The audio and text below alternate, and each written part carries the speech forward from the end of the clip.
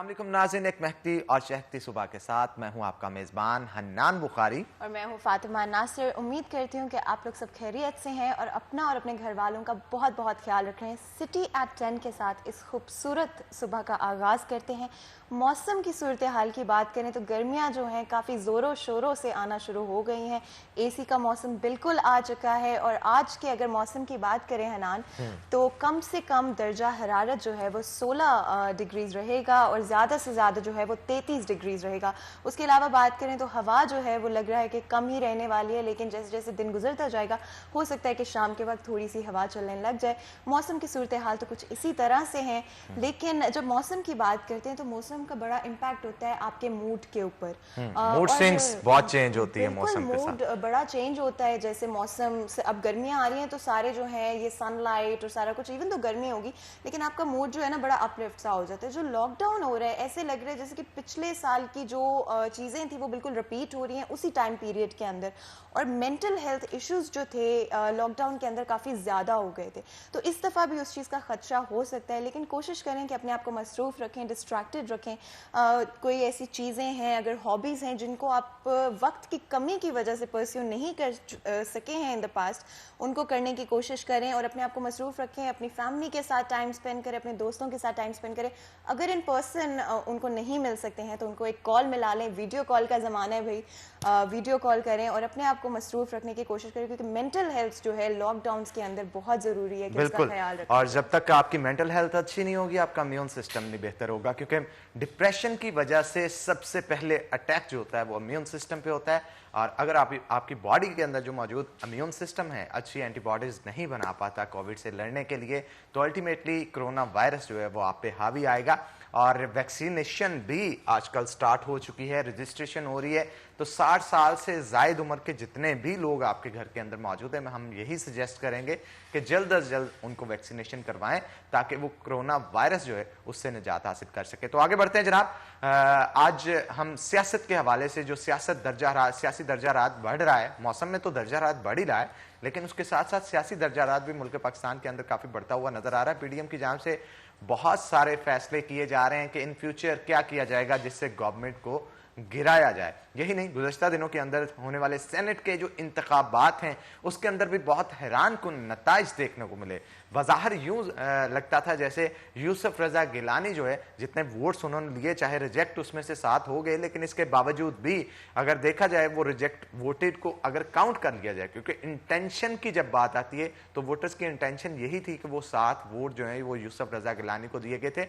1 vote से senate का election जीतते थे अगर वो 7 के साथ मान लिए जाते। और अब कोर्ट में गए हैं, उम्मीद ये की जा रही है कि अगर कोर्ट फैसला सुनाती है तो यूसुफ रजा गिलानी जो है मुस्तरद वोटों को अगर ठीक करवा लेते हैं तो दोबारा से सेनेट के चेयरमैन जो है वो बन सकते हैं। तो इस मौजू पे आज हमने गुफ्तगू करने के लिए दावत दे रखी है। हमारे साथ मौजूद होंगे हमारे सिटी 41 के सीनियर रिपोर्टर अब्दुल रहमान। तो अब्दुल रहमान, आपको वेलकम करते हैं। अब्दुल रहमान, पहले वैसे सेनेट के इलेक्शंस के हवाले से गुफ्तगू करेंगे। काफ़ी कंट्रोवर्सी का शिकार बनी और सोशल मीडिया के ऊपर भी लोग काफ़ी तनकीद पीडीएम के रिलेटेड जो है वो करते हुए नजर आए कि यूसुफ रजा गिलानी जीत चुके थे लेकिन 7 वोट जो मुस्तरद हुए उसकी वजह से जो है अब संजरानी साहब को सेनेट का चेयरमैन बना दिया गया। आप क्या कहेंगे इस हवाले से? Thank you Hanan. देखिए, जब संजरानी साहब को पहली दफ़ा चेयरमैन बनाया गया तो तब तो जो अपोजिशन जमातें थी उनके पास तकरीबन 70 के करीब वोट थे, लेकिन इसके बावजूद वो चेयरमैन सेनेट मुंतखब हो गए थे। देखिए, ये जो खुफिया राय शुमारी होती है जिस पर यहाँ पर 2 बड़ी अपोजिशन जमातों ने आपस में एक मुआहदा भी किया था कि यहाँ पर खुफिया रायशुमारी ख़त्म की जाएगी और शो ऑफ हैंड सामने लाया जाएगा, जैसे नेशनल असम्बली में होता है, पंजाब असम्बली में होता है कि कोई भी जो वोट डालना चाहता है तो वो सामने आ जाता है कि मैं इसका वोटर हूँ, तो फिर वो काउंट हो जाता है। लेकिन ये नामालूम मसलतें हैं कि जिनकी वजह से दोनों बड़ी जमातें मुआहदा करके उसके बाद पीछे हट गई हैं। जब इमरान खान की जानिब से ये तरमीम नेशनल असम्बली में पेश की गई तो यकीन करें तब भी एक बड़े हल्के जो है इस तरमीम के हामी थे कि इसकी वजह से बहुत ज़्यादा फ़ायदा अपोजिशन को होगा। और अब अगर देखें कि ये 26वीं आईनी तरमीम मंजूर हो चुकी होती है और यहाँ पर बाकायदा शो ऑफ हैंड होता तो सेनेट चेयरमैन यूसुफ रजा गिलानी बन सकते थे, या कम से कम जो बंदे उन्हें वोट ना देते वो सामने आ चुके होते। और जो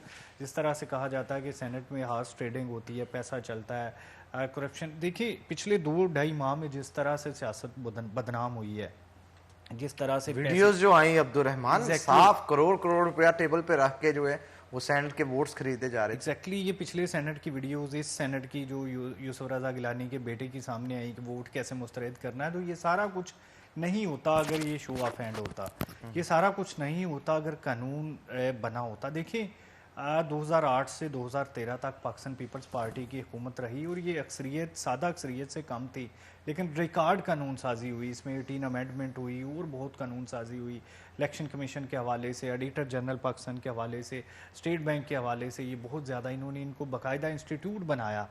लेकिन हम देखते हैं कि 2013 से 18 जब नून लीग के पास 2/3 मेजोरिटी थी तब भी कानून साजी जो है वो ना होने के बराबर रही। और उन्होंने तो ये भी नहीं किया कि जैसे जिस तरह से दूसरे इंतखाबात इलेक्शन कमीशन ऑफ पाकिस्तान की जानब से करवाए जाते हैं, इस तरह सेनेट के इलेक्शन में जो प्रिजाइडिंग होता है वो सेनेटर को ही बना दिया जाता है। देखिए वो कितना मुतनाज़ा होगा कि जो अपोजिशन के लिए जो हुकूमती सेनेटर है वो खुद ही प्रिजाइड कर रहा है।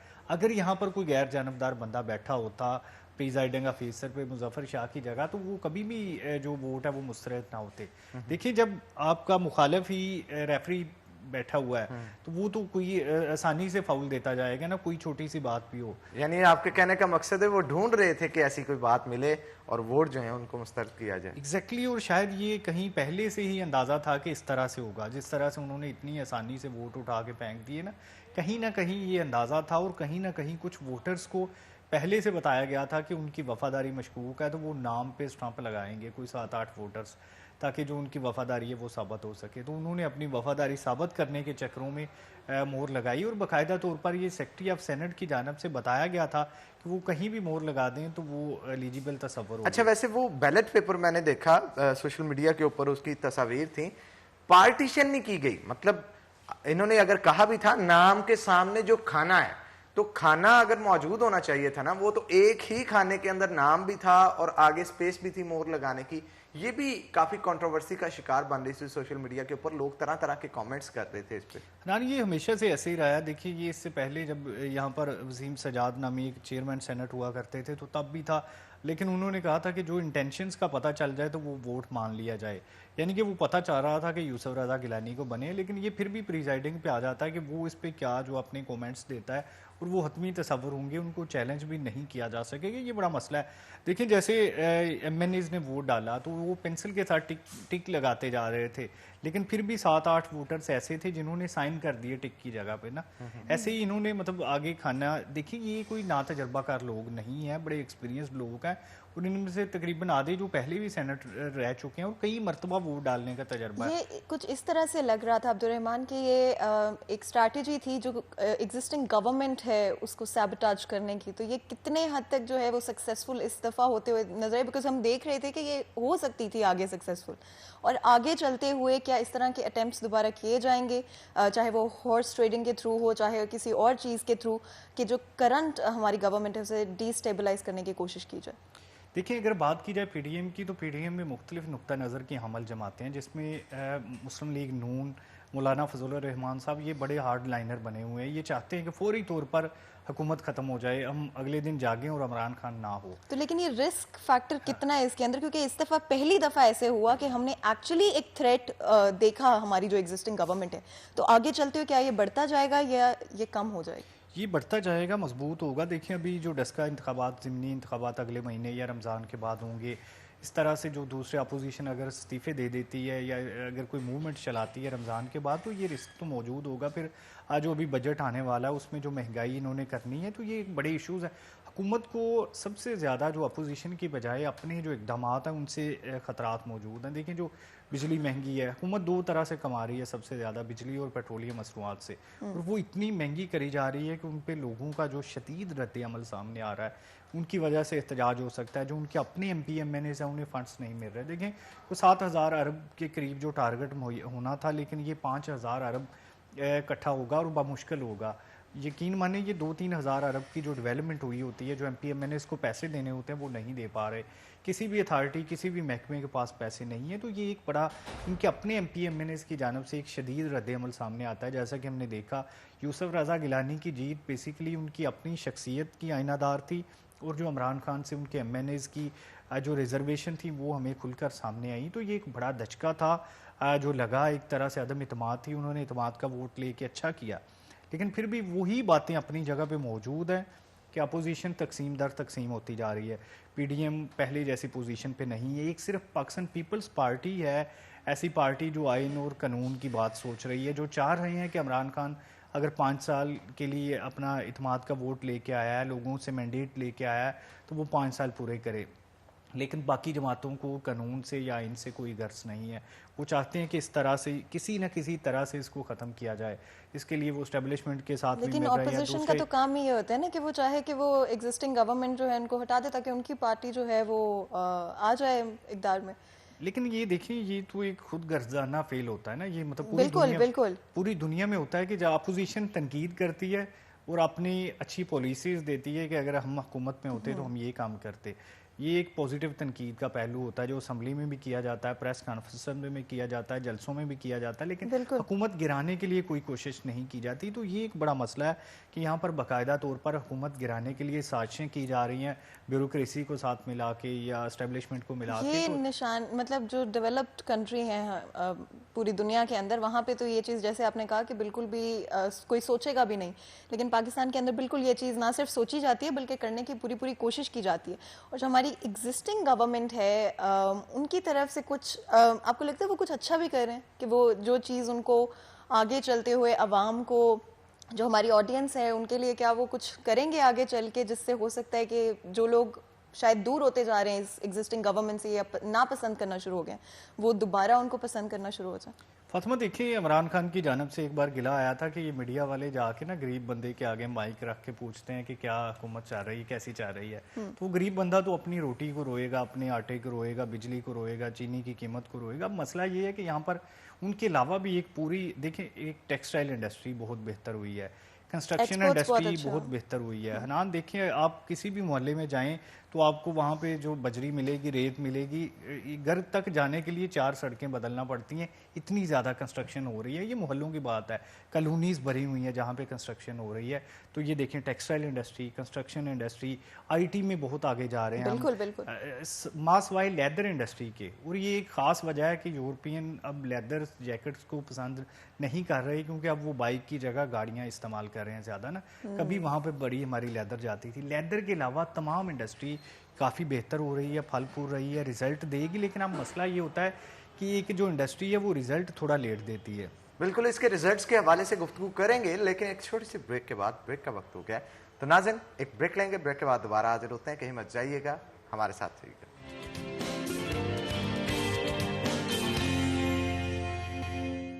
ویلکم بیک ناظرین, بریک کے بعد خوش آمدید. عبد الرحمان ہمارے ساتھ موجود ہیں, مزید گفتگو ان کے ساتھ کریں گے. عبد الرحمان, پی ڈی ایم کے حوالے سے بھی چیمو گوئیاں جو ہیں وہ پاکستان تحریک انصاف کی طرف سے اب کافی کی جا رہی ہیں. ان کا یہ کہنا ہے کہ اب ان کے اندر بھی پھوٹ پڑ چکی ہے, اب مولانا صاحب جو ہیں وہ اکیلے, ان کا کہنا ہے کہ رہ جائے گے, اور پاکستان پیپلز پارٹی جو ہے اس سے الگ ہوتی ہوئی دکھائی دے رہی ہے. ان کا یہ کہنا ہے, کتنی صداقت ہے ان چیزوں کے اندر؟ حنان دیکھیں, پاکستان پیپلز پارٹی ہمیشہ قانون اور آئین کی سربلندی کی بات کرتی ہے اور ابھی بھی یہی کر رہی ہے. وہ چاہتے ہیں کہ ابھی جو استعفے دینے کا کوئی فائدہ نہیں ہوگا. دیکھیں, سمجھا جا رہا ہے کہ یہاں پر پنجاب اسمبلی میں جو 150 سے زائد جو پی ایم ایل این کے لوگ ہیں, نیشنل اسمبلی میں تقریباً 85 کے قریب ہیں. اور جو اب اگر ہم پی ڈی ایم کی بات کریں تو یہ سندھ اسمبلی, پنجاب اسمبلی, کے پی بلوچستان یا نیشنل اسمبلی, سینیٹرز ملا کے یہ 400 کے قریب سیٹیں بن جاتی ہیں. تو یہ کہا جاتا ہے کہ اگر 400 استعفے آ جاتے ہیں تو پھر حکومت دوبارہ ری الیکشن کروانے کی پوزیشن میں نہیں رہے گی اور الٹیمیٹلی جو نئے انتخابات کی بات ہوگی. لیکن یہاں پر آصف علی زرداری کی جانب سے یہی پوچھا گیا کہ اگر حکومت نے الیکشن کروا دیے, چانس ہوتا ہے نا ہر چیز کا, پروبیبلٹی تھیوری ہوتی ہیں کہ یہ بھی ہو سکتا ہے, وہ بھی ہو سکتا ہے. اگر انتخابات ہو جاتے ہیں تو یہ 400 سیٹیں اپوزیشن کے پاس باقی نہیں بچیں گی, کم از کم 200 حکومت جیت لے گی. کیونکہ حکومت کے پاس جو ہے وہ زیادہ بہتر چانس ہوتا ہے, وہ پریشرائز کرتی ہے اداروں کو, وہ پریشرائز کرتی ہے بیوروکریسی کو. جو MP MNAs ہیں, ٹکٹ ہولڈرز ہیں, وہ اپنی وفاداریاں بدل لیتے ہیں. تو یہ بڑا مشکل ہو جائے گا ضمنی انتخابات میں یہ سیٹیں برقرار رکھنا. تو اگر کر لیا تو اس کا مطلب ہے کہ یہ اپوزیشن تو فیل ہو گئی اور 2/3 عمران خان کے پاس چلی جائے گی. پھر وہ 18 امینڈمنٹ میں بھی ترمیم کرے گا. وہ اس طرح سے جو دوسری ان کے پاس جو اسٹریٹجی ہے اپوزیشن کی وہ تو فیل ہو جائے گی. اسمبلی میں اپوزیشن کہیں باقی نہیں بچے گی. 2/3 پنجاب اسمبلی میں, سندھ میں اور نیشنل اسمبلی میں آ جائے گی. اپوزیشن پہلے ہی دیوار کے ساتھ لگی ہوئی ہے تو بالکل ہی انہیں کونے کے ساتھ لگا دیا جائے گا اور اگلا الیکشن جیتنا بھی بڑا مشکل ہو جائے گا. یہاں پر ان کی پالیسی یہ ہے کہ ہم یہاں پر عدم اعتماد سے شروع کرتے ہیں, احتجاج کرتے ہیں, ساتھ میں عدم اعتماد پنجاب سے شروع ہوگی. چودھری پرویز الہی سامنے آئیں گے بطور چیف منسٹر کے کینڈیڈیٹ, اور اس میں نون لیگ, پیپلز پارٹی اور آزاد امیدوار ان کی حمایت کریں. اس طرح سے شروع کریں, پھر نیشنل اسمبلی تک جائیں, عدم اعتماد بھی ساتھ رہے, ساتھ احتجاج بھی جاری رہے اور ساتھ میں لوگوں کو ملایا بھی جائے, پھر جا کے یہ حکومت گرے گی. حنان دیکھیں ابھی ایک ایز اے پولیٹیکل رپورٹر میرا بھی اندازہ ہے کہ ابھی کوئی ایسی تحریک نہیں چل رہی کہ جو اگر موومنٹ چلے استعفے ہوں تو حکومت گر جائے. دیکھیں حکومت بڑی سوشل میڈیا پہ بڑے تجزیے جو ہیں وہ وائرل ہو رہے ہیں کہ زرداری صاحب کہہ رہے ہیں پنجاب لے لیں سب مل جائے گا. کتنی صداقت؟ سب سے بڑی صداقت یہی ہے. دیکھیں پنجاب سب سے بڑا صوبہ ہے, 3 صوبوں کی اگر ہم نیشنل اسمبلی کی سیٹیں ملا لیں تو وہ 150 سے کم ہے, اور صرف پنجاب کی 168 کے قریب ہے. یعنی کہ 3 صوبوں کی نیشنل اسمبلی کی سیٹیں ملا کے بھی پنجاب سے تھوڑی بنتی ہیں, اتنا بڑا پنجاب ہی. پھر 18 امینڈمنٹ کے بعد پنجاب میں ہی سب کچھ ہے, پنجاب سب کچھ کر سکتا ہے. 2008 سے 13 نون لیگ نے پنجاب کے ہی بل بوتے پر نیشنل اسمبلی کی حکومت لی تھی.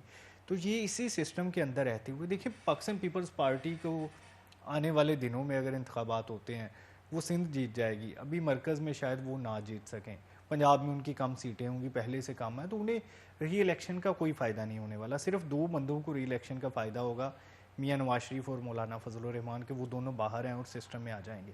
اب 2 بندوں کے لیے پورا سسٹم داؤ پر لگا دینا, یہ کہاں کا جو مطلب دانش مندی ہوگی. دیکھیں جب مولانا فضل الرحمان یہ حکومت الیکشن ہوئے تھے 2018 کے, تب سے لگے ہوئے ہیں کہ استعفے دے دیں کیونکہ وہ اپنی سیٹ ہار چکے ہیں. ایک جو سیاسی دانش مند بندہ ہے جو اپنی سیٹیں جیتی ہوئی ہے اور اسمبلی میں موجود ہے, پھر یہ جو MP MNAs کی اگر بات کریں جو 8-8 10-10 کروڑ روپیہ خرچ کر کے آئے ہوتے ہیں, یہ کسی کے وفادار نہیں ہے. یہ ان کے لیے بڑا مسئلہ ہوگا کہ استعفے دے کر دوبارہ الیکشن لڑنا. یہ پاکستان میں الیکشن لڑنا دنیا کا سب سے مہنگا کام ہے. اتنے پیسوں میں ایک ٹیکسٹائل مل لگ جاتی ہے جتنے پیسے یہ الیکشن پہ لگاتے ہیں, تو وہ کیوں ریزائن کریں گے؟ پہلے سے وہ اپوزیشن میں کھڈے لائن لگے ہوئے ہیں, تو ڈبل پیسے کو مل نہیں رہے, ٹھیکیداروں کے ساتھ مکمکہ ہو نہیں رہا, تو کس طرح سے وہ سروائیو کریں گے؟ ایگزیکٹلی یہ ایک بڑا مسئلہ ہے. یہاں پر ایک بات کہہ دینی بڑی آسان ہوتی ہے لیکن اس پر امپلیمنٹ کروانا بڑا مشکل ہے. ان کے پاس 400 سیٹیں ہیں تو 400 ریزائن نہیں آئیں گے. یہ آدھے سے زیادہ لوگ وفاداریاں تبدیل کر لیں گے. سب سے آسان کام یہ ہوتا ہے کہ یہاں پر اسمبلی میں اپنا کوئی بھی فارورڈ بلاک بنا لینا. تو ابھی تک دیکھیں ایمانداری کی اگر بات کی جائے تو عمران خان حکومت کی جانب سے سنجیدگی سے کبھی بھی کوشش نہیں کی گئی کہ انہیں توڑا جائے, پی ایم ایل این کے لوگوں کو اپنے ساتھ ملایا جائے یا جو مخالف پارٹیز ہیں ان کے لوگوں کو ملایا جائے.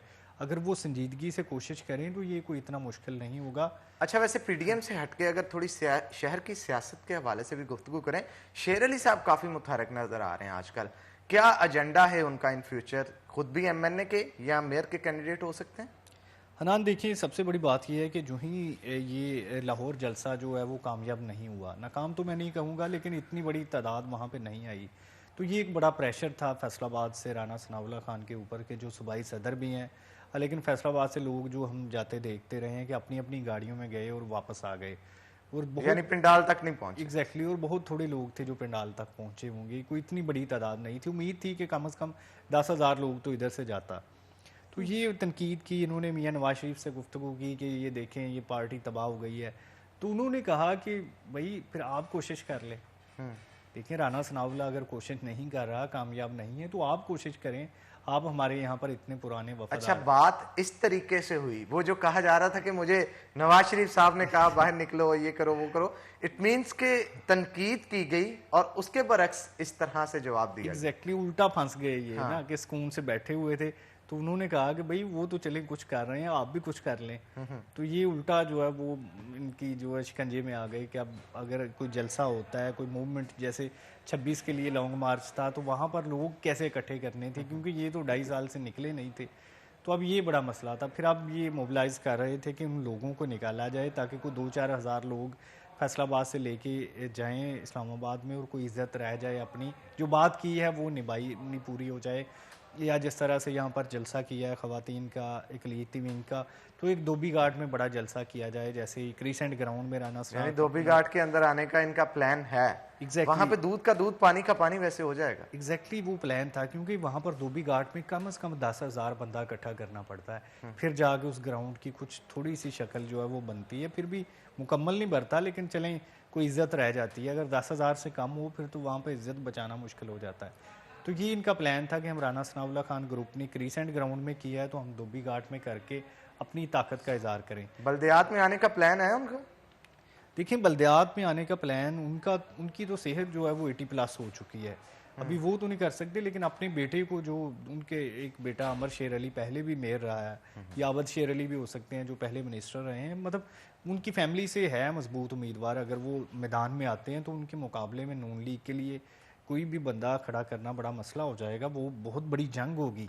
अच्छा अब्दुर्रहमान, आप तो तमाम तर हालात को ऑब्जर्व शहर के अंदर करते रहते हैं, कंपेयर किया जाए अगर तो मलक अब्दुल रज़ाक जो पहले मेयर रह चुके हैं और जो आबद शेर अली के भाई हैं उनकी बात कर रहे थे, वो भी मेयर रह चुके हैं, अगर इस दफ़ा इलेक्शन होता है जो क्राइटेरिया तय किया गया है कि अब वोट जो है आम आवाम कास्ट करेगी, चेयरमैन्स नहीं करेंगे मेयर को, आपको पोजीशन किसकी स्ट्रांग नज़र आती है और इसका नुकसान या फ़ायदा पाकिस्तान तहरीक इंसाफ को क्या होगा? क्योंकि आपस की जंग की वजह से बहुत सारे वोट टूटेंगे भी।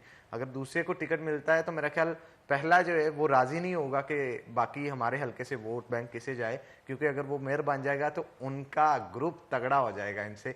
क्या कहेंगे इस हवाले से? देखिए इनान, अगर फैसलाबाद में तंजीम की बात की जाए तो नून लीग की जो ग्रुप है राना सनाउल्लाह खान, उनकी पूरी ग्रिप है, यूथ विंग भी उनके पास है, खवातीन विंग भी है, इसी तरह से जो अपनी वो सूबाई सदर हैं हाजी अकरम अंसारी, डिविजनल सदर है शेख एजाज अहमद जो सिटी के सदर हैं, ये तमाम चीज़ें उनके ग्रुप में है। वैसे राना शहरियार जो हैं खास तौर पे बड़ी वर्किंग करते हुए दिखाई दे रहे हैं यूथ विंग के हवाले से। एग्जैक्टली ये तमाम ग्रुप उनके पास हैं और बड़े मजबूत हैं। तो अगर जो मेयर की बात करें तो राना सनाउल्लाह खान ग्रुप का जो मेयर है अभी कोई अनाउंस नहीं हुआ, लेकिन मलक अब्दुल रज़ाक साहब जो है वो मजबूत हो सकते हैं राना सनाउल्लाह खान ग्रुप की जानब से। चौधरी शेर अली ग्रुप की जानब से अगर कोई होता है तो वो उनका बेटा होगा, अमर शेर अली या अबद शेर अली।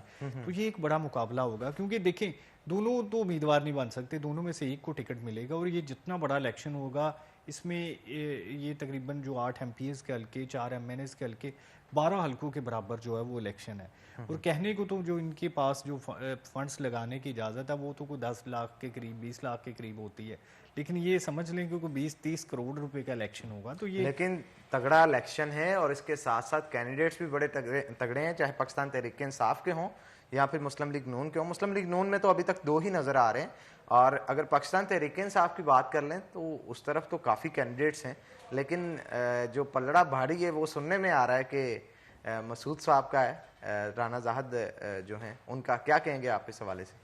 हनान, देखिए अभी ये जो चंद दिन पहले मैं देख रहा था कि यहाँ पर जाहद तौसीफ साहब भी रह चुके हैं फैसलाबाद के डिस्ट्रिक्ट नाज़म, वो इनकार कर चुके हैं कि वो मेयरशिप के उम्मीदवार नहीं है। तो अभी जो बड़े धड़े हैं या बड़े इदारे हैं वो देख रहे हैं कि हुकूमत बल्दियाती इंतखाबात करवाने में संजीदा नहीं है। देखिए अभी जो बल्दियाती इंतखाबात की पहले इन्होंने 2019 में एक्ट नया लाया, उसके बाद जब इलेक्शन कमीशन ने डेट देना चाहिए तो उन्होंने एक नया आर्डीनेंस इंट्रोड्यूस करवा दिया कि हम ये तब्दीलियाँ चाहते हैं, तो अभी वो बिल भी पास नहीं हुआ। तो ये जो बड़े घराने हैं वो देख रहे हैं कि शायद अनाउंस ही ना हो तो पहले इलेक्शन में मुकाबले में आके जो बेइज्जत होने का फ़ायदा कोई नहीं है, इसलिए जो बड़े घराने हैं वो अभी साइड पे बैठे हुए हैं, वो बोल ही नहीं रहे। जो जितने उम्मीदवार बने हुए हैं इनमें से तो किसी को टिकट नहीं मिलेगा। जो PTI के बाकी उम्मीदवार जिनकी फ्लैक्सेस पूरे शहर में लगी हुई हैं जिनको लोग तंजन भी लॉर्ड मेयर कहते हैं, तो ये उनके लिए बड़ा मुश्किल होगा कि वो टिकट हासिल कर सकें। लेकिन बहरहाल फिर भी जो उम्मीद पे दुनिया कायम होती है उनके लिए देखिए कोशिश है, सबसे बड़ी बात यह है कि अपनी कोशिश करना और बताना कि मैं इस ओहदे का उम्मीदवार हूँ, फिर ही पार्टी की आदत को पता चलेगा। बिल्कुल आप ठीक कह रहे हैं, इस पे मजीद भी गुफ्तगू करेंगे लेकिन एक छोटी सी ब्रेक के बाद। तो नाज़रीन यहाँ पे एक ब्रेक लेंगे, ब्रेक के बाद दोबारा हाजिर होते हैं, कहीं मत जाइएगा, हमारे साथ रहिएगा।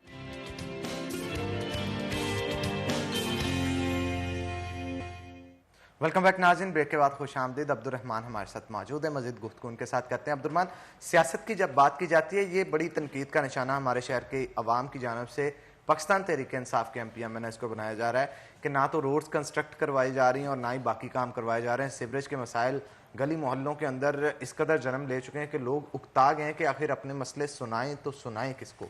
آپ کیا کہیں گے 2.5 سال سے زائد کا عرصہ ہونے والا ہے اور اس کے باوجود بھی اگر کام نہیں کروائے جا رہے, بلدیات ٹوٹا ہے, شہر حال و بحال ہے, کس طرح سے بہتری آئے گی؟ دیکھیں پنجاب حکومت کے پاس جو پیسے ہیں ان کی شدید کمی ہے, کیونکہ جو ٹیکسیشن ہے وہ بالکل بھی نہیں ہو رہی. 2-3 شعبے ہیں جن سے منافع مل رہا ہے, باقی تمام کے تمام جو منافع کی بجائے الٹا نقصان میں چل رہے ہیں. تو اب یہ ایک بڑا مسئلہ ہے یہاں پر کہ پہلے جو نون لیگ کی حکومت تھی, کام چل رہا تھا, بہتر تھا, انہیں کام چلانا بھی آ رہا تھا, ایڈمنسٹریشن بھی تھی ان کی. خیر یہ میاں شہباز شریف کی جو حکومت ہے وہ قائم ہی ایڈمنسٹریشن پر تھی. تو یہ ایک پورا ایک بڑی سائنس ہوتی ہے ایڈمنسٹریشن کرنا, کسی پر گورن کرنا کوئی اتنا آسان کام نہیں ہوتا, بیوروکریسی کو چلانا اس کے لیے بڑا تجربہ چاہیے. سب سے زیادہ عمران خان کو جو نقصان پہنچایا ہے وہ عثمان بزدار نے پہنچایا اپنی چیف منسٹری میں, کیونکہ ان سے کوئی بھی جو ضلع وہ گورن نہیں ہو رہا. لاہور کی اگر دیکھیں تو یہاں پر وہاں پر تو صفائی کے بڑے مسئلے بنے ہوئے ہیں نا, کہ جو ہی یہ نیا سال شروع ہوا تھا تو ٹھیکہ ختم ہو گیا تھا ترکی کمپنی کا, اس کے بعد صفائی کی صورتحال انتہائی بدترین بنی ہوئی ہے. فیصل آباد کی اگر بات کریں تو یہاں پر سیوریج کا مسئلہ بدترین دور سے گزر رہا ہے. یہاں پر ان کے پاس فنڈز نہیں ہے, 2-3 ماہ ان کی تنخواہیں لٹکی رہتی ہیں. 600-700 ملازم جو عارضی بنیادوں پر ڈیلی ویجز رکھا ہوتا تھا وہ نکال دیا گیا. تو یہ ایک دیکھیں کام تو وہی لوگ کریں گے. پہلے سے ملازمتوں کی جو شدید کمی ہے, کہا جاتا ہے کہ جو 1998 میں مردم شماری ہوئی تھی اس کے مطابق جو پولیس تھی, FWMC تھی یا دوسری تمام سیٹیں تھیں وہ ابھی تک نہیں بڑھا سکے. 20 سال سے زیادہ عرصہ گزر چکا ہے, 22 سال کا. 23 سال میں کتنے پرابلمز آتے ہیں. اس طرح سے جو سیوریج لائنیں ذوالفقار علی بھٹو نے علامہ اقبال کالونی یا وارثپورہ یا دوسرے علاقوں میں ڈلوائی تھیں, اس کے بعد وہ اپ ڈیٹ ہی نہیں ہوئی. اس بات کو 50 برس کا عرصہ گزر چکا. آبادی کتنی زیادہ بڑی ہے, یہ سب سے بڑا مسئلہ ہے. تو یہ تمام چیزیں ہیں کہ جن کی وجہ سے یہ مستقل بنیادوں پر حل ہونے والے مسئلے ہیں. عارضی طور پر حل کر دیا جاتا ہے کیونکہ واسا کے پاس پیسے نہیں ہیں, محکمہ زراعت کے پاس پیسے نہیں ہیں, FWMC کے پاس پیسے نہیں ہیں. یہ جتنی اتھارٹیز ہیں وہ پیسوں کے بغیر چل رہی ہیں. یہ اگر ان کے پاس صحیح میں پیسے نہیں ہیں تو یہ انفلیمیشن جو پاکستان میں ایک زیادہ سے زیادہ ہوتی جا رہی ہے, جو مہنگائی ہے وہ بڑھتی جا رہی ہے, تو وہ جو پیسہ ان کے پاس جا رہا ہے وہ کس طرف کو لگایا جا رہا ہے؟ IMF کی طرف سے یہ تو دے دیا جاتا ہے کہ جی اس چیز پہ اتنا ٹیکس لگا دیں, اس چیز کو اس کے ریٹس اتنے انکریز کر دیں, جس کی وجہ سے جنرل پبلک جو ہے وہ ان کی روزمرہ کی زندگی مشکل سے مشکل ہوتی جا رہی ہے. تو لیکن وہ پیسہ کب یہ پوائنٹ آئے گا کہ عوام کے اوپر لگایا جائے گا, عوام کے مسائل کو, جو کہ جیسے کہ آپ کہہ رہے ہیں کہ 20-22 سال سے جو مسئلے اٹکے ہوئے ہیں ان کے اوپر کب یہ پیسہ جانا شروع ہوگا؟ فاطمہ دیکھیں یہاں پر سب سے بڑا مسئلہ ہماری جو بلیک اکانومی ہے کہ ہماری جو معیشت ہے وہ رجسٹرڈ نہیں ہے.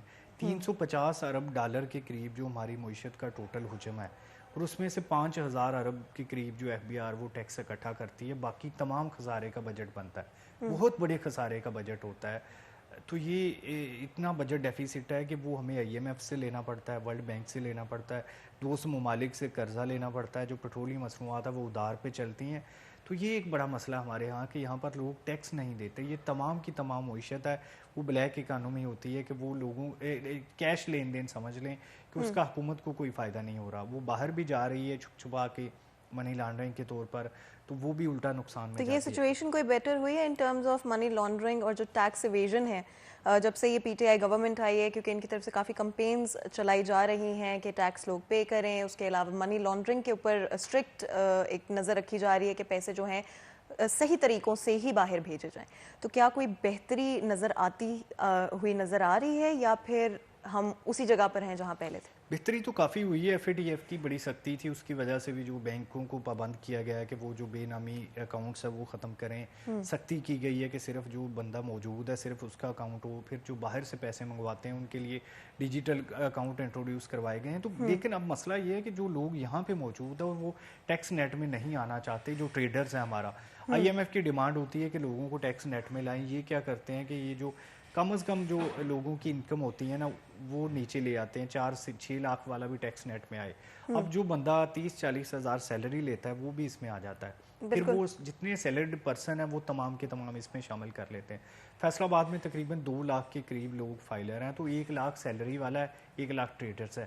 اب جو سیلری پرسن ہے اس کی آلریڈی کٹ چکی ہوتی ہے، جتنی بھی ہے تھوڑے سے پیسے بنتے ہیں اس بالکل کے، وہ حکومت کاٹ لیتی ہے. اصل جو ٹریڈرز ہے یا جو ہمارا انڈسٹریلسٹ ہے یا جو کوئی بھی کسی بھی قسم کا کاروبار کرتا ہے، اس کا ٹیکس نیٹ میں آنا ضروری ہے اور وہ اوائڈ کر رہا ہے. یہ ایک ہمارا مسئلہ ہے. تحصیل لیول پہ دیکھ لیں، یہاں پر فیصل آباد شہر کی بات کر لیں تو جتنے تحصیلوں میں کاروبار ہوتے ہیں، تحصیل لیول پہ تو خیر کوئی بھی رجسٹرڈ نہیں ہوتا. شہر کے لوگ رجسٹرڈ ہیں زیادہ تر، اور وہ بھی اتنی بڑی تعداد میں نہیں ہے. دیکھیں 80 لاکھ آبادی ہے، بلکہ یہ میں جو اعداد و شمار دے رہا ہوں یہ فیصل آباد ڈویژن کے ہیں کہ 2 لاکھ بندہ ڈویژن کا ہے، یعنی کہ ڈویژن کی آبادی ہماری 1 کروڑ سے زائد ہے.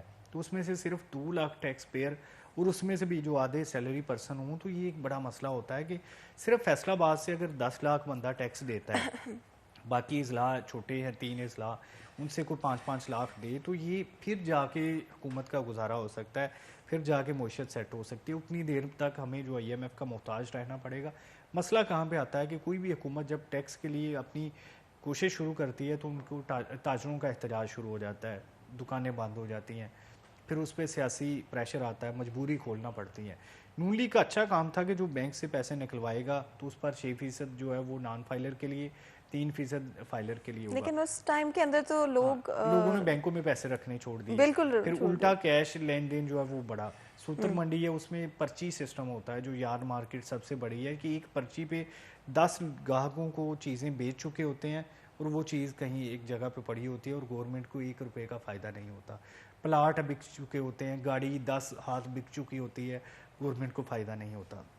جب تک یہ تمام چیزیں دیکھیں، انڈیا نے کیا کیا تھا کہ جو بندہ پلاسٹک منی یوز کرتا تھا اس کو 1% واپس کرتے تھے.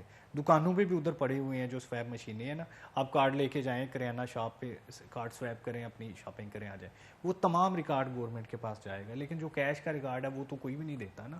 اسی وجہ سے ہم دیکھتے ہیں کہ کچہری بازار میں کوئی چیز لینے جائیں نا کارڈ پہ، وہ کہتے ہیں کہ 3% ایکسٹرا ہوگا اس پہ نا. یہ مطلب بڑی کھلی بدماشی ہوتی ہے کہ وہ جو گورنمنٹ نے لینا ہے وہ پہلے اس بندے سے ٹیکس کے علاوہ 3% منافع جو ہے وہ لے لیتے ہیں، تاکہ جو اپنی جان ہے ان کی چھوٹی رہے اور لوگ جو کارڈ استعمال کرنے والے ہیں ان کی حوصلہ شکنی ہو. جو عام آدمی ہے، جو ایک عام پاکستانی ہے جو کہ ایک جاب کر رہا ہے 9 to 5، اس کی ایک لمیٹڈ سیلری اماؤنٹ آ رہی ہے اور اس کا گھر چل رہا ہے یا اس کے بچے اسکول جا رہے ہیں یا جو بھی اس کے خرچے ہیں، اس کی زندگی جو ہے وہ سب سے زیادہ متاثر ہو رہی ہے، سب سے زیادہ مشکل ہو رہی ہے اس وقت کے اندر.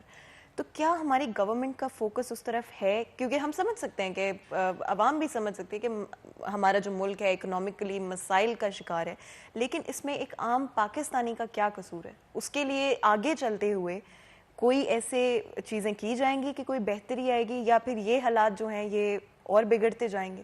فتویٰ دیکھیں، جب پالیسی بنتی ہے نا پھر وہ عام آدمی کو دیکھ کے نہیں بنتی. مائکرو اکانومی یا میکرو اکانومی جب بہتر ہم نے کرنی ہے، دیکھیں پالیسی بناتے ہیں ہم ٹیکسٹائل کے لیے، پورے ان کے جو ایکسپورٹرز ہیں ان کے لیے، تاکہ ہماری ایکسپورٹ بڑھے. جو ڈالر کی قیمت ہم نے زیادہ کی، روپے کی جو کم کی، تو اس کا مقصد یہ تھا کہ ایکسپورٹ ہماری بڑھے، اور اس وجہ سے جو ایکسپورٹرز ہیں وہ کافی مطمئن ہیں، خوش ہیں. اب جو عام بندہ ہے، سیلری پرسن جس کی آپ بات کر رہی ہیں، وہ تب بہتر ہوگا جب یہاں پر انڈسٹری لگے گی. جب جو ٹیکسٹائل پاور لومز ہمارے بک رہی تھیں نواز شریف دور میں، جب وہ واپس لے کے لگائیں گے تو پھر اس سیلری پرسن کی جو ہے وہ بہتری آئے گی. اس کے لیے کوئی پالیسی نہیں بنائی جا سکتی، لیکن جب ملز لگتی ہیں، پاور لومز لگتی ہیں، جب ہماری ایکسپورٹ بڑھتی ہے تو پھر نتیجہ ڈالر اس ملک میں آتا ہے، تو پھر اس کے جو حالات بہتر ہوتے ہیں، انفلیشن ریٹ کم ہوتا ہے. بالکل آپ ٹھیک کہہ رہے ہیں، اور اس چیز کو امپلیمنٹیشن اور پالیسی میکنگ جو ہے وہ گورنمنٹ نے کرنی ہے. گورنمنٹ اگر اس کا انیشیٹو نہیں لے گی تب تک ملک کے حالات بہتر نہیں ہو سکتے. بہت شکریہ عبد الرحمان آج کے شو میں آنے کے لیے. اسی کے ساتھ ناظرین ایک بریک لیں گے، بریک کے بعد دوبارہ حاضر ہوتے ہیں. کہیں مت جائیے گا، ہمارے ساتھ رہیے گا.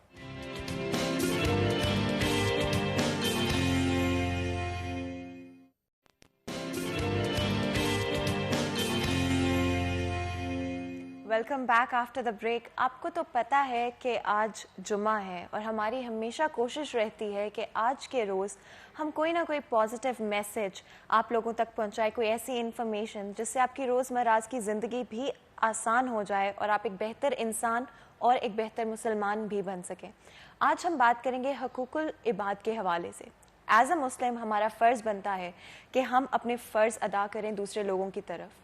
چاہے وہ ہمارے خاندان والے ہوں، چاہے وہ ہماری فیملیز ہوں، ہمارے اسپاؤس ہوں، ہمارے بچے ہوں، یا پھر دوسرے مسلمان اور باقی لوگ اور ہماری سوسائٹی ہی کیوں نہ ہو. اسی لیے آج ہم نے ہمارے شو میں دعوت دی ہے علامہ طاہر الحسن کو، جو کہ ڈپٹی جنرل سیکرٹری بھی ہیں پاکستان علماء کونسل کے. ان سے ہم بات کریں گے آج بہت ساری چیزوں کے حوالے سے، اور بھی بہت ساری انفارمیشن لیں گے، لیکن موسٹلی میں سب سے پہلے تو ان سے حقوق العباد کے حوالے سے ہی بات کرنا چاہوں گی. السلام علیکم سر. السلام.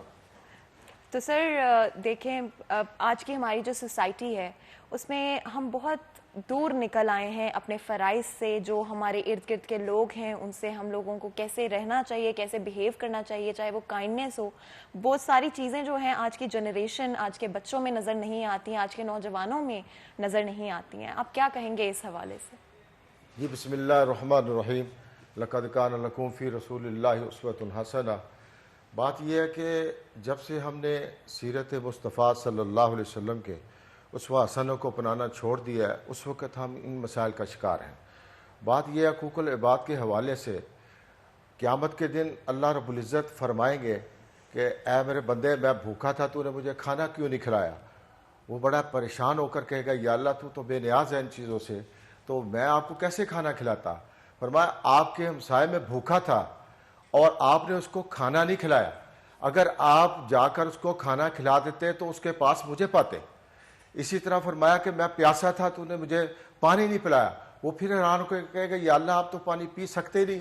فرمایا فلاں شخص پیاسا تھا، تو نے میرے اس بندے کو جا کر پانی نہیں پلایا.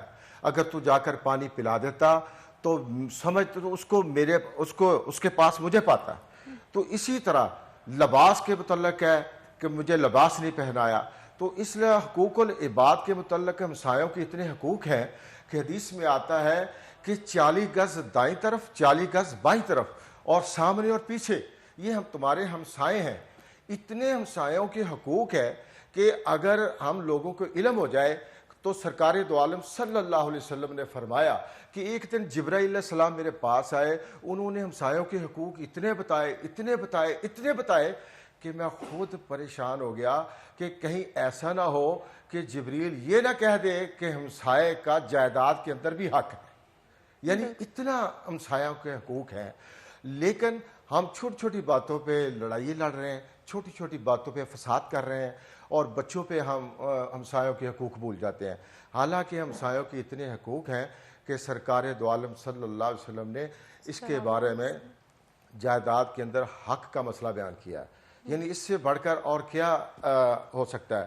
تو دوسری جگہ حدیث میں آتا ہے کہ حضور صلی اللہ علیہ وسلم نے فرمایا کہ تم اپنے اخلاق کے ساتھ، حقوق العباد کے ساتھ، لوگوں کے ساتھ، رشتہ داروں کے ساتھ اپنے تعلق کو جوڑو، چاہے وہ دوسرا آپ کے ساتھ قطع تعلقی بھی کر رہا ہو، تب بھی تمہیں حکم ہے کہ اس کے ساتھ جا کر تعلق بناؤ اور اس کے حقوق ادا کرو. بالکل. اور کتنا ضروری ہے آج کے زمانے میں جہاں پہ ہم اتنی لڑائیاں دیکھتے ہیں، اتنے مسائل دیکھتے ہیں دنیا میں، روزمرہ کی زندگی میں اتنے گم ہو جاتے ہیں ہم کہ ہم بھول ہی جاتے ہیں کہ ہمارے اپنوں کے ساتھ جو ہمارے فرائض ہیں، چاہے وہ ہمارے والدین ہوں، چاہے وہ ہمارے بچے ہوں.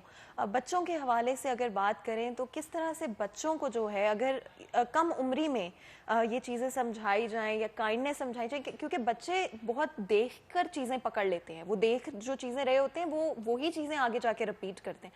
تو کس طرح سے ہم چیزوں میں بہتری لا سکتے ہیں، بچوں کو سکھا سکتے ہیں کہ وہ آگے چلتے ہوئے بہتر مسلمان بنے، بہتر انسان بنے، اور حقوق العباد جو ان کے حقوق ہیں، دوسروں کی طرف جو ان کے فرائض ہیں، وہ کس طرح سے وہ پورے کریں؟ جی دیکھیے، اس میں یہ ہے کہ آج بھی اسلام اس بات کا درس دیتا ہے. ہمارے والدین کو چاہیے کہ شروع کے بچپن کے اندر ہی اس کو ایک اسلامی تعلیمات کے اندر ایک قرآن پاک ہے جو سب سے زیادہ عظیم دنیا کی کتاب ہے. پہلے جتنی بھی کتابیں آئیں وہ بدلی گئیں، لیکن یہ واحد ایک کتاب ہے جس کے اندر اللہ رب العزت نے خود فرمایا انا لہو لحافظون، میں اس کی خود حفاظت کرنے والا ہوں. اس لیے اس نے حفاظت کی کہ اس کے اندر پوری انسانیت کا ضابطہ حیات موجود ہے، اس کے اندر ہمسایوں کے حقوق موجود ہے، اس کے اندر حقوق العباد ہیں، اس کے انسانیت کے لیے جینے کا طریقہ کار ہے، آپ دن کو کیا کریں، رات کو کیا کریں، یعنی تمام تر زندگی والدین کے حقوق بتائے ہیں. اب جب آپ قرآن پاک کے نزدیک بچوں کو لائیں گے نہیں تو بچوں کو والدین کے حقوق کا کیا پتہ چلے گا؟ ان کو کیا پتہ ہے کہ والدین کے قدموں کے نیچے جنت ہے، اور والدین اتنی عظمت والی چیز ہے کہ ہم درباروں پہ جا رہے ہیں، ہم ادھر ادھر علماء کے پاس جا رہے ہیں کہ جی ہمارے لیے دعا فرما دیں، جبکہ حدیث میں آتا ہے کہ والدہ 100 ولی ایک طرف مل کر دعا کرے، ماں ایک طرف دعا کرے، 100 ولی مل کر ماں کی دعا کا مقابلہ نہیں کر سکتے۔ اور پھر حدیث میں آتا ہے کہ لوگ حج کے لیے پیسے جوڑتے ہیں، پیسے جمع کرتے ہیں اور حسرت لے کر گھوم رہے ہیں، لیکن حدیث میں آتا ہے کہ جس نے صبح اٹھ کر نماز ادا کی اور قرآن پاک کی تلاوت کی اور دروشی پڑھا، جا کر ماں کے چہرے کو مسکرا کے دیکھ لیا، حجتاً مبرورتاً، اللہ 100 حج کا ثواب عطا فرما دے۔ اچھا، آج جمعۃ المبارک کا دن ہے، قرآن اور حدیث کی روشنی میں کیا کہیں گے آپ کہ کس طرح سے اس دن کو سیلیبریٹ کرنا چاہیے؟ کون سی عبادات کرنی چاہیے؟ احسن عبادات کون سی ہیں؟ اس حوالے سے بتائیں۔ جمعۃ المبارک کے دن اللہ کے نبی کا جو فرمان ہے، اس کے اندر تو صبح اٹھ کر فجر کی نماز جو ادا کی ہے، قرآن پاک کی تلاوت دروشی پڑھنا چاہیے کثرت کے ساتھ۔ اس کے بعد جب جمعہ کی تیاری کے لیے آپ تشریف لائیں تو غسل کرنا چاہیے، مسواک کرنی چاہیے، اور اس کے لیے کوئی خوشبو وغیرہ سنت ہے اس کو اگر آپ کے پاس میسر ہے وہ لگائیں۔ اور اس کے بعد سب سے زیادہ جو عمل ہے سرکار دو عالم صلی اللہ علیہ وسلم کا بھی رہا ہے، صحابہ کرام کا بھی، اولیاء کرام کا بھی، کہ اس دن خاص طور پر سورہ کہف پڑھنی چاہیے۔ اس سے رزق میں برکت آتی ہے، عمر میں بھی برکت آتی ہے، اور آپ کے مسائل کا حل بھی سورہ کہف کے اندر موجود ہے۔ اس کی بھی تلاوت کرنی چاہیے ہر جمعۃ المبارک کو۔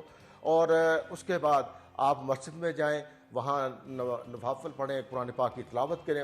اور جمعے کے دن عصر کی نماز کے بعد حدیث میں ہے کہ جو 80 مرتبہ درود شریف پڑھ لے تو اللہ رب العزت 80 سال کے اس کے گناہ معاف فرما دے۔ سبحان اللہ۔ اتنی برکت ہے۔ عدم اظہار کے حوالے سے کیا کہیں گے؟ عدم برداشت بہت بڑھتی چلی جا رہی ہے لوگوں کے اندر۔ اگر کسی کے اندر کسی کو گھور کے دیکھ لیا جاتا ہے، تھوڑی سی تلخی کے ساتھ بلا لیا جاتا ہے، تو اگلا بندہ ایک دوسرے کو مارنے پہ جو تل جاتے ہیں۔ ہمارے معاشرے کے اندر یہ دن بدن بڑھتا چلا جا رہا ہے۔ روڈز کے اوپر لڑائیاں جھگڑے ہوتے ہیں، آپ دیکھتے ہیں کسی کے اندر گاڑی لگ جائے، بائک لگ جائے تو ایک دوسرے کو مار پیٹ رہے ہوتے ہیں، اور ہر دوسرے چوک کے اندر یہ سسٹم شروع ہوتا ہے۔ عدم برداشت کے حوالے سے بھی بتائیے گا کہ یہ کیوں بڑھتا جا رہا ہے ہمارے معاشرے کے اندر؟ آیا ہم اسلام اور دینی تعلیمات سے دور ہوتے چلے جا رہے ہیں؟ یہی وجوہات ہیں ان کی؟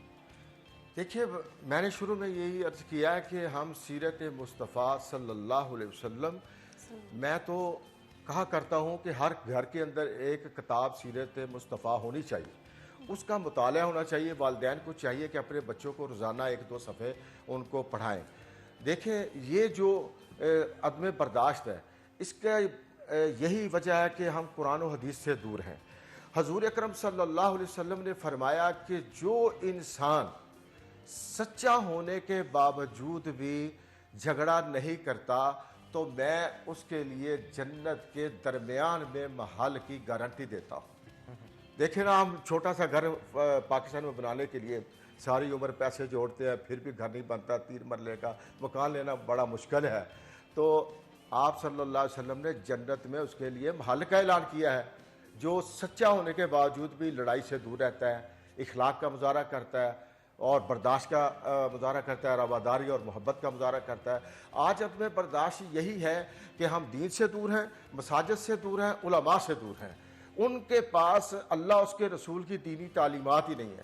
جب یہ دینی تعلیمات عام ہو جائے گی، ان کے پاس اللہ اس کے رسول کی بات پہنچ جائے گی، تو میں نہیں سمجھتا کہ کوئی عاشق رسول ہو اور حضور صلی اللہ علیہ وسلم کی سنت کی اس کو سمجھ آ جائے، اس کو طریقے کی سمجھ آ جائے، اس کو بولنے کی سمجھ آ جائے کہ میرے پیارے نبی صلی اللہ علیہ وسلم کی زندگی کس طرح گزری ہے، تو میں سمجھتا ہوں جب وہ پڑھ لے گا تو اس کے لیے اپنانا بھی آسان ہو جائے گا۔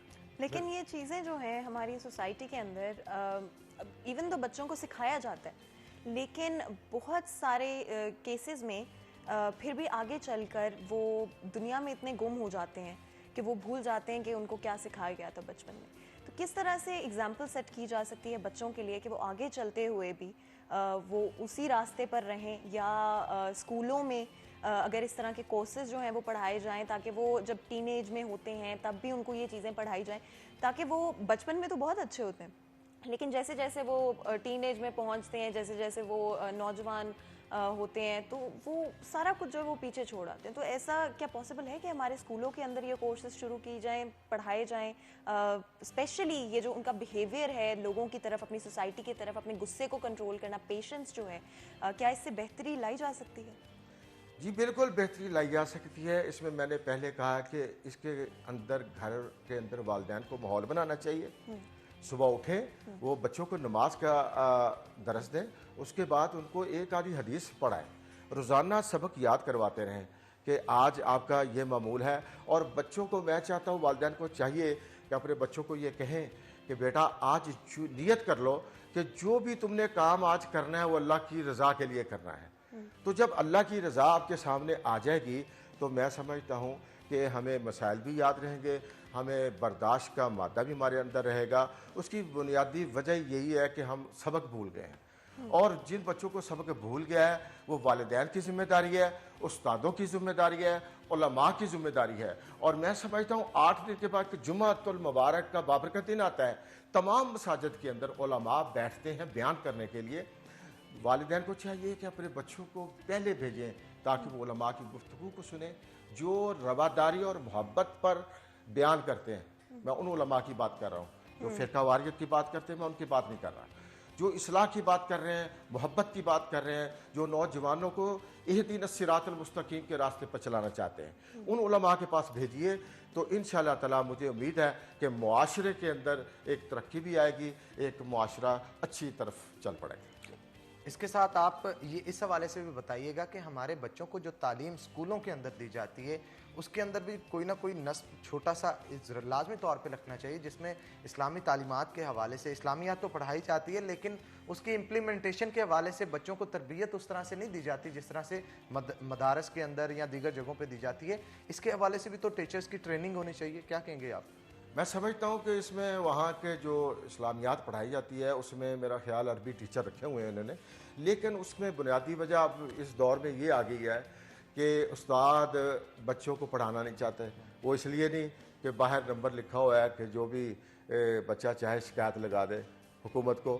اب یہ دور آ گیا ہے کہ بچے جو استاد ہے وہ بچے کو کچھ نہیں کہتا اور جو بچہ ہے وہ استاد کو دھمکی لگا رہا ہے. لیکن یہاں پہ جب اسکول کی شروعات ترانے کے ساتھ کی جاتی ہے، کیا دوپہر کے وقت نماز کے لیے سب کو نہیں ایک جگہ پہ اکٹھا کیا جمع ہو سکتے ہیں، سبھی کر سکتے ہیں، لیکن اس میں نے یہی کہا کہ جس طرح والدین اپنے بچوں کے ساتھ تھوڑی سی سختی کرتے ہیں، اسکولوں کے اندر بھی ایسا ماحول ہونا چاہیے.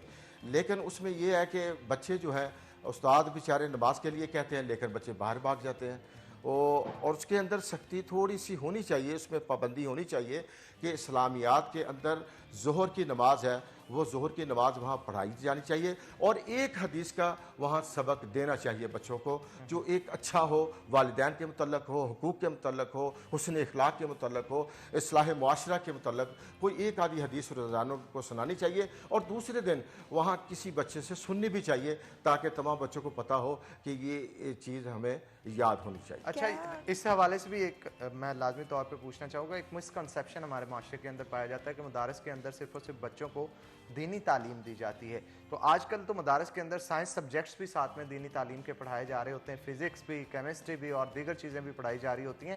یہ بتائیے گا کہ بچے جو وہاں پہ پڑھ رہے ہیں کیا یہاں کے عام اسکول جو اچھے لیول کے اسکولز ہیں، پرائیویٹ اسکولز، ان کے بچوں کا مقابلہ کر سکتے ہیں؟ جی الحمدللہ اب تو ہمارا نظام بہت اچھا مدارس کا ہو چکا ہے کہ ہمارے مدارس کے اندر اب بچوں کو قرآن پاک حفظ کرنے کے بعد اس کو میٹرک کروائی جاتی ہے. جب تک وہ میٹرک نہیں کرتا مدرسے میں وہ داخل نہیں ہو سکتا. مدارس کے اندر ایف اے ایم اے تک تعلیم دی جا رہی ہے اور الحمدللہ اب آپ دیکھیں گے کہ جو مدارس سے بچے تو طلباء فارغ ہو رہے ہیں وہ انشاءاللہ یونیورسٹی اور کالجز کے برابر نوجوانوں کے ساتھ کھڑے ہو کر ملک اور قوم کی خدمت کریں گے. تو یہ کیا یہ ممکن ہے کہ بچوں کو، آپ نے ذکر کیا کہ سختی ہونی چاہیے، کیا بچوں کو ہمیں نرمی سے اور اگزامپل سیٹ کر کے بڑوں کو، جو ان کے اساتذہ ہیں، جو ان کے والدین ہیں، کہ یہ بہتر نہیں ہوگا کہ ان کو اگزامپل ایک سیٹ کی جائے ان کے لیے، ان کو کر کے دکھایا جائے بجائے کہ ان پہ سختی کی جائے؟ کیونکہ بہت دفعہ ایسے ہوتا ہے کہ والدین جو خود ہیں وہ نماز نہیں پڑھ رہے ہوتے ہیں یا وہ فلمیں دیکھ رہے ہوتے ہیں یا وہ کوئی غلط چیز نہیں ہے اس میں، لیکن پھر بچوں کو کہا جاتا ہے کہ جو ہے آپ نماز پڑھیں یا آپ یہ کریں. تو کیا پہلے اگزامپل سیٹ کرنا بہتر نہیں ہوگا اور کیا نرمی سے ان کو سمجھانا بہتر نہیں رہے گا آگے چل بالکل آپ ٹھیک کہہ رہی ہیں فاطمہ، اور اس کا جواب ان سے لیں گے لیکن ایک چھوٹی سی بریک کے بعد. تو ناظرین یہاں پہ ایک بریک لیں گے، بریک کے بعد دوبارہ حاضر ہوتے ہیں، کہیں مت جائیے گا، ہمارے ساتھ رہیے.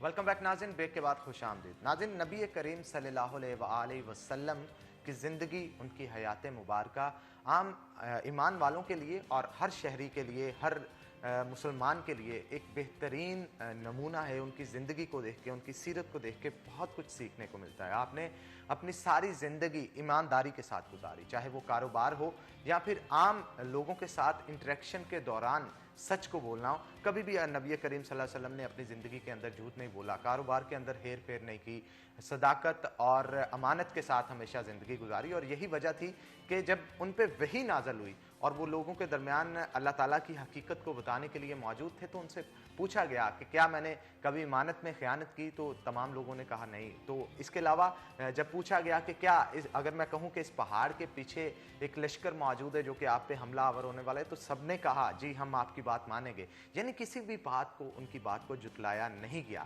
اور اس سے ثابت ہوتا ہے کہ پہلے نبی کریم صلی اللہ علیہ وسلم نے اپنے کردار کو آگے رکھا، لوگوں کو اپنے حسن اخلاق کو آگے رکھا، اپنی امانت کو، اپنی صداقت کو، ہر چیز کو آگے رکھنے کے بعد ہی اللہ تعالیٰ کا پیغام جو ہے وہ لوگوں تک پہنچایا، تاکہ ان کو پتہ چلے کہ اس بات میں بھی وہ جھوٹ نہیں بول رہے. اور اسی موضوع پہ آج ہم گفتگو جو ہے وہ مزید علامہ طاہر صاحب کے ساتھ کریں گے. طاہر صاحب کیا کہیں گے؟ ظفر ڈوگر صاحب کے ساتھ ایک دفعہ میری گفتگو ہو رہی تھی، انہوں نے بڑی خوبصورت آبزرویشن یہ جو ہے وہ مجھے بتائی اور بڑے خوبصورت الفاظوں کا چناؤ کر کے انہوں نے بتایا کہ اخلاق اتنا ضروری ہے کہ نبی کریم صلی اللہ علیہ وآلہ وسلم نے بھی پہلے اپنے اخلاق سے لوگوں کو جیتا، پھر جب وہی نازل ہوئی تو اللہ تعالیٰ کا پیغام لوگوں تک پہنچایا. کیا کہیں گے اس حوالے سے آپ؟ جی بالکل آپ نے صحیح بجا فرمایا. پہلے محترمہ کا وہ سوال تھا، وہ کہہ رہے تھے کہ بچوں پر سختی. میں نے سختی کا لفظ نہیں بولا، میں نے کہا کہ تھوڑا سا والدین کا، استادوں کا تھوڑا سا احترام کا رشتہ بچوں کے دل کے اندر ہونا چاہیے. اور آپ نے سچ کہا کہ والدین بھی ایک آئیڈیل ہونے چاہیے، کہ والدین صبح نماز نہیں پڑھیں گے، قرآن نہیں پڑھے گا تو بچوں پر کیا اثر ہوگا. والدین کو بھی چاہیے کہ وہ ایک نمونے کے طور پر سامنے آئے.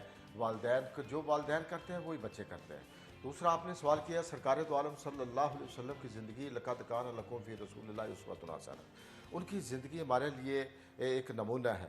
تو دیکھیں نبوت ملنے سے پہلے جو بھی آپ کا کردار تھا وہ ایک صادق کے طور پر تھا، ایک امین کے طور پر تھا، کہ لوگ آپ کے پاس امانتیں رکھتے تھے اور اتنا یقین تھا کہ جو آپ کو نہیں بھی مانتے تھے وہ بھی آپ کے پاس سونا چاندی رکھتے تھے، کیونکہ آپ امین ہیں اور صادق. آپ نے کبھی زندگی میں جھوٹ نہیں بولا. تو آج ہم ان کی امت ہیں، ہم نے جھوٹ کو یو ٹرن کا نام دے دیا. تو یہ فخر محسوس کرتے ہیں جھوٹ کو یو ٹرن کہنا. تو یہ ہمارے علماء بھی، سیاستدان بھی، عوام بھی، ہمیں چاہیے کہ آج سیرت مصطفیٰ کو اپنائیں کہ ہمارے نبی تو صادق ہیں، اس کی امت جھوٹ بول رہی ہے. تو جھوٹ بولنا اتنا سخت ہے کہ سرکار دو عالم صلی اللہ علیہ وسلم نے فرمایا جو جھوٹا انسان ہے اس کے لیے جنت نہیں ہے. تو یہ حضور اکرم صلی اللہ علیہ وسلم کا اخلاق اتنا ہے کہ ایک دفعہ آپ صلی اللہ علیہ وسلم کے پاس مہمان آیا، غیر مسلم تھا، وہ مسجد میں ٹھہرا، آپ نے مہمان نوازی کی، لیکن جاتے ہوئے وہ مسجد کے اندر چونکہ اس کو پتہ نہیں تھا کہ یہ مسلمانوں کی عبادت کی جگہ ہے، وہیں پہ پیشاب کر گیا تو چادر پہ، بسترے پہ. تو آپ صلی اللہ علیہ وسلم نے اس کی چادر کو دھو رہے ہیں، صاف کر رہے ہیں. آپ نے اس کو برا بھلا نہیں کہا ہے. تو وہ ڈر کے مارے چلا گیا کہ شاید پتہ نہیں مجھے اب کیا کہیں گے.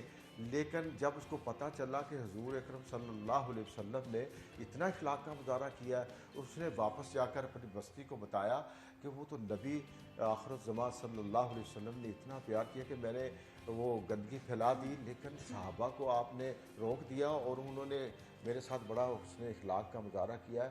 تو اس کردار کی وجہ سے وہ ساری بستی میرے مصطفیٰ صلی اللہ علیہ وسلم پر ایمان لے آئی. بالکل. اور یہ کتنی خوبصورت اگزامپل آپ نے دی ہے جو ہمارے آڈینس دیکھ رہی ہے ان کے لیے بھی، کہ ہمارے سامنے تو ایک ایسی اگزامپل حضور پاک صلی اللہ علیہ وسلم نے سیٹ کی ہے کہ جو صرف کائنڈنس، پیار، محبت، عزت اور ٹالرنس پر بیس ہوتی ہے. لیکن آج اگر ہم دیکھیں ہماری سوسائٹی کو، مسلمانوں کو، تو ہم آپس میں ہی لڑی جا رہے ہیں، چاہے وہ کاسٹ کے اوپر ہو، پھر چاہے وہ ڈفرینٹ سیکٹس کے اوپر ہو. اور لیکن یہ چیزیں ہم نے نہ تو ہمارے حضور پاک صلی اللہ علیہ وسلم نے یہ چیزیں کی تھیں، نہ تو اسلام میں، نہ تو قرآن میں یہ چیزیں کہی جاتی.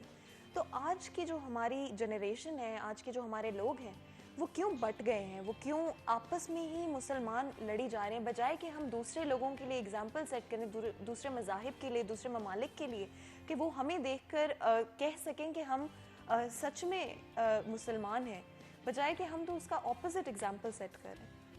دیکھیں جی، اس میں یہ ہے کہ انما المؤمنون اخوہ، مومن تو بھائی بھائی ہیں آپس کے اندر. ہماری بدقسمتی، میں نے پہلے بھی یہی کہا کہ ہم قرآن حدیث سے دور ہیں. صحابہ کرام کی جو آپ زندگی کو پڑھ لیں، ان کے درمیان اتنا پیار محبت تھا کہ اشداء علی الکفار رحماء بینہم، یعنی کافروں کے لیے وہ سخت تھے، غیروں کے لیے سخت تھے، لیکن رحماء بینہم، آپس میں ان کا اتنا پیار تھا، اتنی محبت تھی کہ جب ہجرت کر کے صحابہ کرام مدینہ منورہ میں تشریف لائے تو کئی صحابہ کرام نے اپنی جائیداد میں سے دوسرے بھائی کو حصہ دے دیا. بالکل. آج کون دیتا ہے؟ کوئی بھی نہیں، بلکہ ہماری یہ حالت ہو گئی، ہم دوسرے بھائی کا حق کھانا فقط سمجھتے ہیں. بالکل. اور جب تک میں نے پہلے بتایا کہ دینی تعلیمات کا ہمیں گاؤں میں چل جاؤ یا کسی اور علاقوں میں چلے جاؤ، اتنی ان کے پاس معلومات نہیں ہے، جس کی وجہ سے وہ لڑ رہے ہیں جائیداد کے لیے، مکانوں کے لیے، دولت کے لیے. لیکن اس کے اندر میں یہ بات کہوں گا، پوری جو امت مسلمہ جو ان کے پر یہ ذمہ داری ہے، سرکار دو عالم صلی اللہ علیہ وسلم فرمایا کہ صحابہ سے پوچھا کہ میں بتاؤ تم مفلس کس کو سمجھتے ہو، کس کو غریب آدمی سمجھتے ہو؟ کسی نے کہا کہ کسی کے پاس دولت نہیں ہے وہ غریب آدمی ہے، مال نہیں ہے. فرمایا نہیں، فرمایا کل قیامت کے دن ایک آدمی نیکی بھری، اتنی نیکی ہوگی، نمازیں ہوگی، حج ہوں گے، روزے ہوں گے، وہ لے کر جائے گا، لیکن کسی کا اس نے حق دبایا ہوگا، کسی کی اس نے جائیداد دبائی ہوگی، کسی کے ساتھ ظلم کیا ہوگا، وہ سب لینے کے لیے آ جائیں گے. اور جب وہ مطالبہ کریں گے کہ یا اللہ اس نے تو میری جائیداد پہ حق مارا، اس کو نمازیں دے دی جائے گی، اس کے روزے دے دیے جائیں گے، اب وہ خالی ہو جائے گا. ابھی بقایا بندے پھر رہ جائیں گے مطالبہ کرنے، جن کے ساتھ زیادتی کی ہوگی. اللہ فرمائیں گے ان کے گناہ اس کے ذمہ کر دو. حضور نے فرمایا یہ مفلس آدمی ہے، اتنی ڈھیر ساری نمازیں، حج، زکوٰۃ، صدقات، دنیا میں نیکیاں کر کے آخرت میں لے کر جا رہا ہے، لیکن ساتھ میں ہمسایوں کے حق بھی مارا ہوا ہے، غریبوں کا حق بھی مارا ہوا ہے، لوگوں کے پیسے مارے ہوئے ہیں، کاروبار میں چیک لے کر دیے ہی نہیں ہوئے. تو قیامت کے دن وہ مفلس آدمی. اچھا، عورت کو بڑا عزت اور تکریم کے منصب پہ فائز کیا گیا ہے نبی کریم صلی اللہ علیہ وسلم کی طرف سے بھی، ہمارے دین کی طرف سے بھی. اس حوالے سے میں مزید گفتگو کرنا چاہ رہا تھا، لیکن کیونکہ وقت کی کمی ہے اس وجہ سے انشاءاللہ نیکسٹ کوئی سیگمنٹ ہم رکھیں گے، اس کے اندر لازمی طور پہ ڈسکشن کریں گے. تو بہت شکریہ علامہ صاحب آج کے شو میں آپ کا آنے کے لیے. اسی کے ساتھ ناظرین ایک بریک لیں گے، بریک کے بعد دوبارہ حاضر ہوتے ہیں. کہیں مت جائیے گا، ہمارے ساتھ رہیے گا.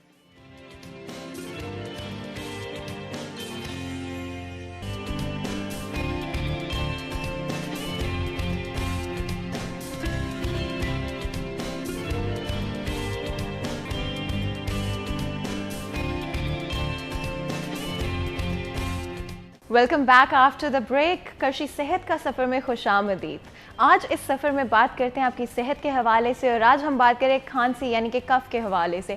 یہ ایک ایسی بیماری ہے، ایک ایسا مرض ہے جس کو ہر انسان نے کسی نہ کسی مقام پر اپنی زندگی میں فیس کیا ہے. آج ہمارے ساتھ موجود ہیں حکیم اکبر علی صاحب، جن سے ہم بات کریں گے کھانسی کے حوالے سے. سب سے پہلے تو حکیم صاحب مجھے یہ بتائیں کہ کھانسی ہے کیا؟ کھانسی در حقیقت پھیپھڑوں کی دفاعی حرکت کا نام ہے. اس میں پھیپھڑے اپنے اندر بلغمز کے اخراج کو بہتر طریقے سے دور کرنے کے لیے، گلے کو صاف کرنے کے لیے جو حرکت کرتے ہیں، اس حرکت کا نام کھانسی ہے. اگر اس کا بروقت علاج ہو جائے تو ٹھیک ہے، ورنہ انسان بہت سی پیچیدگیوں میں مبتلا ہو سکتا ہے. اچھا حکیم صاحب، اس کے اسباب اور پھیلاؤ کس طرح سے ہوتا ہے، اس حوالے سے بھی بتائیے. امراض رئہ جیسا کہ پھیپھڑوں کا سرطان، پھیپھڑوں کی ہوائی نالیوں میں گیس کا جمع ہو جانا، امراض تنفس میں خاص طور پر اگر تنفس کے اعضاء میں کہ پھیپھڑوں کی نالیوں میں سوزش ہو جائے، زخم ہو جائیں یا ان میں ورم آ جائے تو ان سب سے یہ مرض اور بڑھ جاتا ہے۔ اس کے علاوہ اخلاط کی اصلاح، اگر اس میں بلغم کا اعتدال مکمل ہو جائے تو اللہ کے حکم سے یہ پھلاؤ میں بہت کمی کر سکتا ہے۔ اگر اس کے اسباب کو دیکھا جائے تو اس میں نزلہ، زکام، انفلوئنزا یہ بھی ایک معاون ہوتی ہیں۔ ضعف دماغ، ضعف قلب اس کا باعث بن سکتے ہیں۔ ضعف معدہ ایک اس طریقے سے اس میں شامل ہو سکتا ہے کہ اگر خوراک کا کچھ حصہ معدے کی نالی میں آ کر ہوا کی نالی میں چلا جائے تو کھانسی کا باعث بن سکتا ہے۔ بالکل حکیم صاحب۔ اس کے علاوہ سردی لگ جانا، سرد ہوا میں سر یا سینے کو سردی لگ جانا، تمباکو نوشی، گرد و غبار، بعض اوقات یہ مرض وبائی صورت اختیار کر لیتا ہے۔